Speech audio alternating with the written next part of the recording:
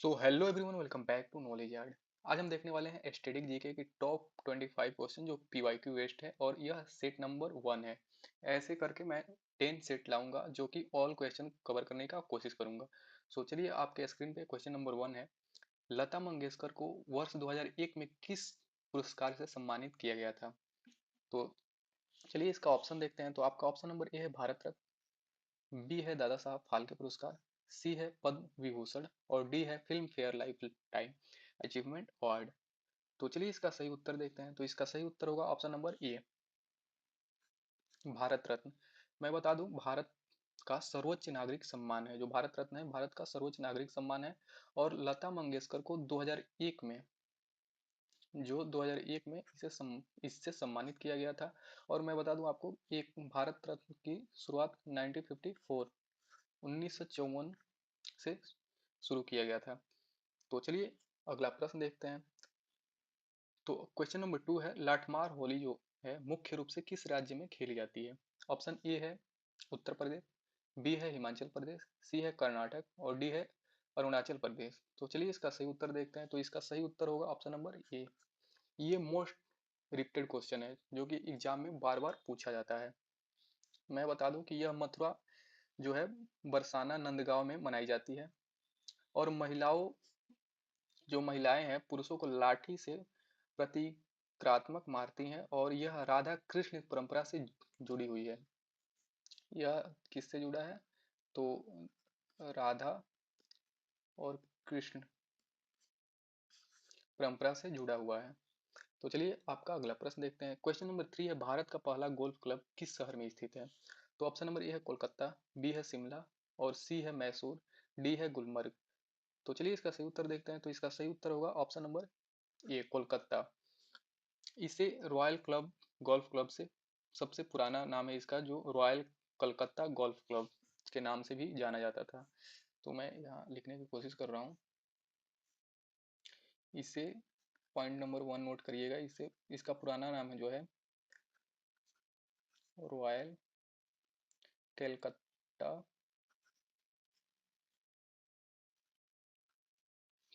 Golf club. जो इससे पुराना नाम जो है रॉयल कलकत्ता गोल्फ क्लब। और इसकी स्थापना मैं बता दे रहा हूँ 1829 यानी 1829 में इसकी स्थापना हुई थी। और यह एशिया का पहला गोल्फ क्लब था। पॉइंट नंबर 3 नोट करने की कोशिश करिएगा कि यह जो है एशिया का फर्स्ट पहला गोल्फ क्लब था। तो चलिए अगला प्रश्न देखते हैं। तो क्वेश्चन नंबर 4 है, भारतीय क्रिकेट कंट्रोल बोर्ड यानी बीसीसीआई का मुख्यालय कहाँ स्थित है? तो ऑप्शन नंबर ए है कोलकाता, बी है नई दिल्ली, सी है चेन्नई और डी है मुंबई। तो चलिए इसका सही उत्तर देखते हैं क्या होगा। तो इसका सही उत्तर होगा ऑप्शन नंबर डी, मुंबई। यानी जो board of control for cricket in India जो है बीसीसीआई का फुल फॉर्म है। मैं यहाँ लिख देना क्योंकि यह बार बार एग्जाम में भी पूछ सकता है कि बीसीसीआई का फुल फॉर्म क्या है। तो इसका फुल फॉर्म है board of control for cricket in India.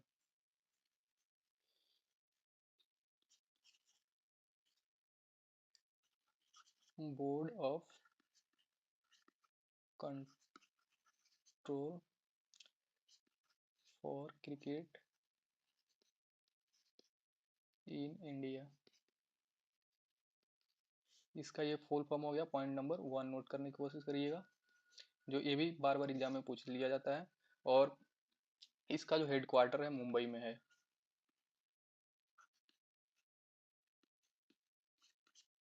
तो चलिए अगला प्रश्न देखते हैं। तो क्वेश्चन नंबर जो 5 है, भारत के किस राज्य में जल संचयन के लिए कुंड या टांका का उपयोग किया जाता है? तो ऑप्शन नंबर ए है आपका राजस्थान, बी है पंजाब, सी है आंध्र प्रदेश और डी है उत्तर प्रदेश। तो चलिए इसका सही उत्तर देखते हैं। तो इसका सही उत्तर होगा ऑप्शन नंबर ए, राजस्थान। जो वर्षा जल संग्रहण की पारंपरिक तकनीक है, याद करिएगा, जो इससे क्या होता है, वर्षा जो है, वर्षा की जितनी जल होती है उससे संग्रहण करने का ये पारंपरिक जो है टेक्निक है। सो चलिए अगला प्रश्न देखते हैं। क्वेश्चन नंबर 6 है, गोविंद जी मंदिर निम्नलिखित में से किस राज्य में स्थित है? तो ऑप्शन नंबर ए है असम, बी है मणिपुर, सी है नागालैंड और डी है त्रिपुरा। तो चलिए इसका सही उत्तर देखते हैं। तो इसका सही उत्तर होगा option number B, Manipur. Imphal में स्थित है जो गोविंद जी मंदिर है, यह मणिपुर इम्फाल में स्थित है। और यह मैं बता दूं कि यह भगवान कृष्ण को समर्पित है। तो चलिए अगला प्रश्न देखते हैं। क्वेश्चन नंबर 7 है, गगन नारंग ने किस ओलंपिक में कांस्य पदक जीता था? तो आपका ऑप्शन नंबर ए है एथेंस 2004, बी है लंदन 2012, सी है रियो 2016 और डी है बीजिंग 2008। तो चलिए इसका सही उत्तर देखते हैं। तो इसका सही उत्तर होगा ऑप्शन नंबर बी, लंदन 2012। जो लंदन 2012 में गगन नारंग ने इस जो है ओलंपिक में कांस्य पदक फर्स्ट पहला कांस्य पदक जीता था। तो चलिए इसका सही, तो चलिए आपका अगला प्रश्न देखते हैं। और गगन नारंग के बारे में ये बता दूं कि इन्होंने शूटिंग में जीता था। जो है शूटिंग, एक पॉइंट नोट करिएगा, शूटिंग शूटिंग में कांस्य पदक। और पॉइंट नंबर 2 नोट करिएगा, 10 मीटर। जो रेंज था कितना, 10 मीटर एयर राइफल।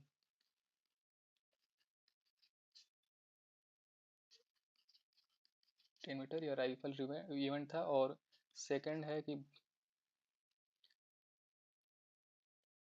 बस 2 ही पॉइंट नोट करिए, कि शूटिंग में कांस्य पदक और 10 मीटर एयर राइफल। तो चलिए अगला प्रश्न देखते हैं।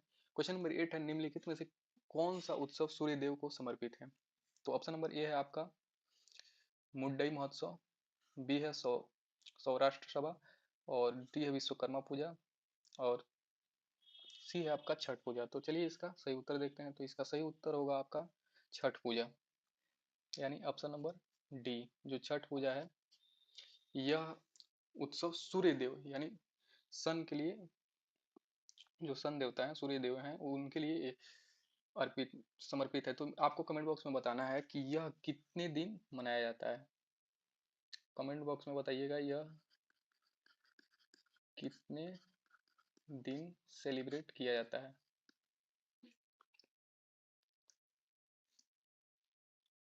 तो क्वेश्चन नंबर 9 देखते हैं। उत्तर प्रदेश में संबंधित पद्मश्री पुरस्कार विजेता लोक गायक या गायिका कौन है? तो ऑप्शन नंबर ए है आपका अजित श्रीवास्तव, बी है गुरमीत बब्बा और सी है ईटा अरुण और डी है तीजन बाई। तो चलिए इसका सही उत्तर देखते हैं।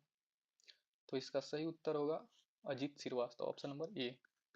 जो अजित श्रीवास्तव हैं, ये उत्तर प्रदेश से पद्मश्री पुरस्कार विजेता लोक गायक हैं। और इनका जो है लोक संगीत में योगदान सबसे महत्वपूर्ण है और पद्मश्री से सम्मानित हैं। तो चलिए आपका अगला प्रश्न देखते हैं। 2002 में पद्म भूषण से सम्मानित सबसे कम उम्र के वादक कौन थे? तो ऑप्शन नंबर ए जो है आपका पंडित भीमसेन जोशी, बी है उस्ताद जाकिर हुसैन, सी है पंडित रविशंकर और डी है उस्ताद बिस्मिल्लाह खां। तो चलिए इसका सही उत्तर देखते हैं। तो इसका सही उत्तर होगा उस्ताद जाकिर हुसैन। तो ऑप्शन नंबर बी आपका सही उत्तर होगा। जो उस्ताद जाकिर हुसैन है, यह तबला वादक है। एक की पॉइंट नोट करिएगा कि यह जो है तबला वादक हैं और यह सबसे कम उम्र में इन्हें पद्म भूषण से सम्मानित किया गया है। जो क्वेश्चन में है, क्वेश्चन नंबर 10 है, जो 2002 में पद्म भूषण से सम्मानित सबसे कम उम्र में कौन वादक है? तो ये है उस्ताद जाकिर हुसैन। तो चलिए अगला प्रश्न देखते हैं। क्वेश्चन नंबर जो 11 है, ओडिसी नृत्य संस्थान या नृत्य ग्राम किस राज्य में स्थित है? तो ऑप्शन नंबर ए है तमिलनाडु, बी है कर्नाटक, सी है महाराष्ट्र और डी है केरला। तो चलिए इसका सही उत्तर देखते हैं। तो इसका सही उत्तर होगा कर्नाटक, ऑप्शन नंबर बी। जो ओडिसी नृत्य ग्राम है, यह कर्नाटक में स्थित है। बेंगलुरु, मैं बता दूं कि यह बेंगलुरु के पास स्थित है। और सेकंड पॉइंट है, ओडिसी नृत्य जो का प्रमुख केंद्र है। ओडिसी जो नृत्य है, इसका प्रमुख केंद्र है और यह गुरु केलुचरण महापात्रा से जुड़ा हुआ है। एक पॉइंट नोट कीजिएगा कि गुरु केलुचरण महापात्रा महापात्रा से उड़ीसी नृत्य जुड़ा हुआ है। तो चलिए क्वेश्चन नंबर 12 देखते हैं, किस ओलंपिक में खो खो को प्रदर्शन खेल के रूप में दिखाया गया। तो आपका ऑप्शन नंबर ए है 1932, बी है 2008, सी है 2016 और डी है 1936। तो चलिए इसका सही उत्तर देखते हैं। तो इसका सही उत्तर होगा 1936, ऑप्शन नंबर डी। जो बर्लिन ओलंपिक में, मैं बता दूं कि पॉइंट नोट करिएगा कि जो बर्लिन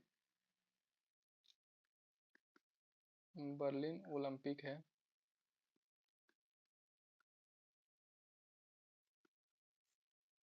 इसमें खो खो को अपनाया गया। और उसके बाद से सेकंड पॉइंट है, भारत का आपको बताना है पारंपरिक खेल है।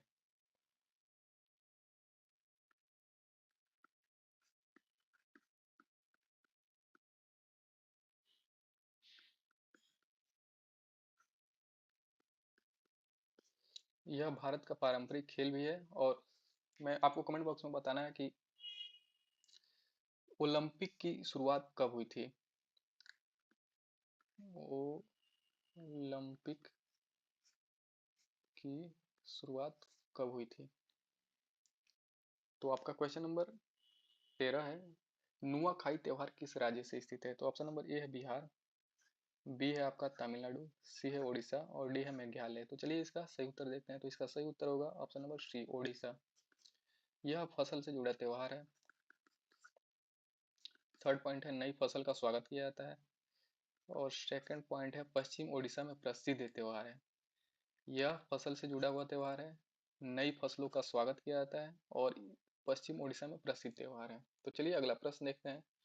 क्वेश्चन नंबर 14 है, जो पहला एशियाई कबड्डी चैंपियनशिप कब आयोजित किया गया। तो ऑप्शन नंबर ए है 1970, बी है आपका 1985, सी है 1980 और डी है 1975। तो चलिए इसका सही उत्तर देखते हैं। तो इसका सही उत्तर होगा 1975।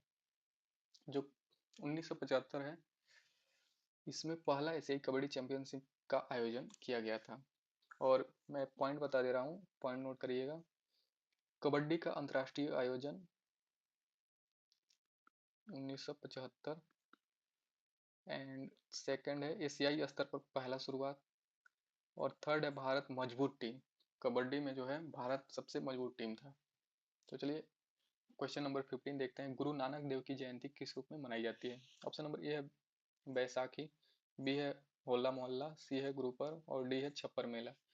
तो चलिए इसका सही उत्तर देखते हैं। तो इसका सही उत्तर होगा, यह एग्जाम में बार बार रिपीटेड क्वेश्चन है, गुरु पर्व।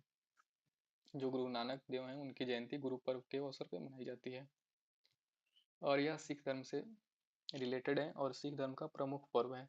जो गुरु पर्व है यह सिख धर्म का प्रमुख पर्व भी है।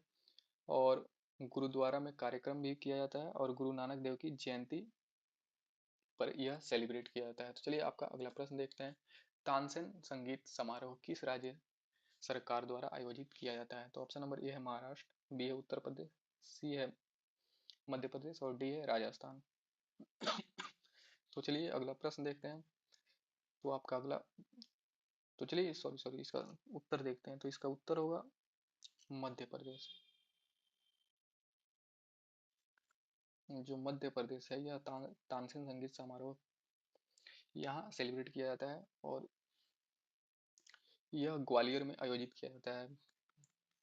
और संगीत सम्राट तानसेन की याद में इसे मनाया जाता है और शास्त्रीय संगीत कार्यक्रम सेलिब्रेट किया जाता है। तो चलिए क्वेश्चन नंबर 17 देखते हैं, जवाहरलाल नेहरू मणिपुर नृत्य अकादमी किस शहर में स्थित है। तो ऑप्शन नंबर ए है इम्फाल, बी है थौबल, सी है चंदेल और डी है उखरुल। तो चलिए इसका सही उत्तर देखते हैं। तो इसका सही उत्तर होगा इम्फाल, ऑप्शन नंबर ए। मणिपुर की राजधानी है जो इम्फाल है, मणिपुर की राजधानी है।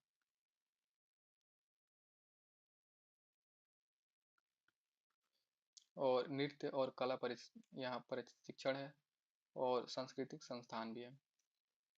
तो क्वेश्चन नंबर 18 को देखते हैं कि प्राथमिक विद्यालयों में मिड डे मील योजना किस राज्य ने शुरू किया।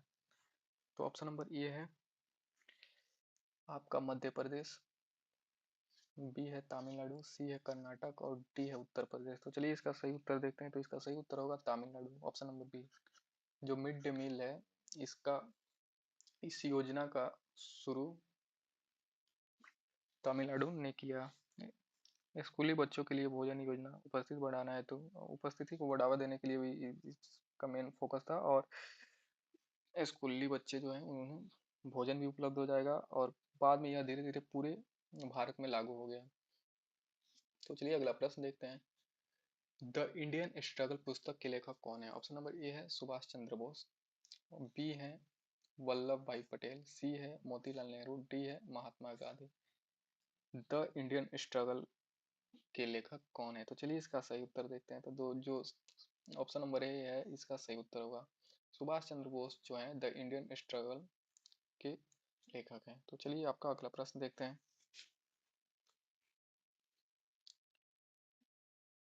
तो क्वेश्चन नंबर 20 है, अंतर्राष्ट्रीय ओलंपिक समिति यानी आईओसी की स्थापना किस वर्ष हुई थी?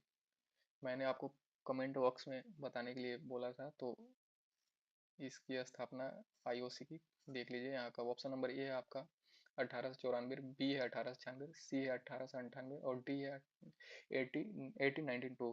तो चलिए इसका सही उत्तर देखते हैं। तो इसका सही उत्तर होगा ऑप्शन नंबर ए 1894। और मैं आपको बता दूं, फर्स्ट ओलंपिक खेला गया था 1896 में। इसकी स्थापना हुई थी 1894, और पहला ओलंपिक जो आपका खेला गया था यह 1896 में। तो चलिए आपको फिर से एक क्वेश्चन इसका आंसर देना है कि इसका हेड क्वार्टर कहाँ है। तो चलिए अगला प्रश्न देखते हैं कि निम्नलिखित में से कौन सी पुस्तक अपने लेखक के साथ गलत रूप से युग्मित है? तो चलिए option number A Hind Swaraj, Gitanjali, why I am atheist, and D है डिस्कवरी ऑफ इंडिया। तो हिंद स्वराज जो है Mahatma Gandhi, option number B है Gitanjali Rabindranath Tagore, why I am atheist Bhagat Singh, और discovery of India Subhash Chandra Bose. तो चलिए इसका सही उत्तर देखते हैं। तो इसका सही उत्तर होगा ऑप्शन नंबर डी। जो डिस्कवरी ऑफ इंडिया है इसे सुभाष चंद्र बोस ने नहीं लिखा है, यह गलत है। बाकी यह सही है। हिंद स्वराज महात्मा गांधी, और गीतांजलि रविन्द्रनाथ टैगोर, जिसे 1913 में साहित्य के क्षेत्र में नोबेल प्राइज मिला है। तो गीतांजलि बुक के ही मिला है। और Bhagat Singh why I am an atheist, और आपका सुभाष चंद्र बोस इसका डिस्कवरी ऑफ इंडिया मैं बता दूं किसने लिखा है, तो यह लिखा है जवाहरलाल नेहरू ने।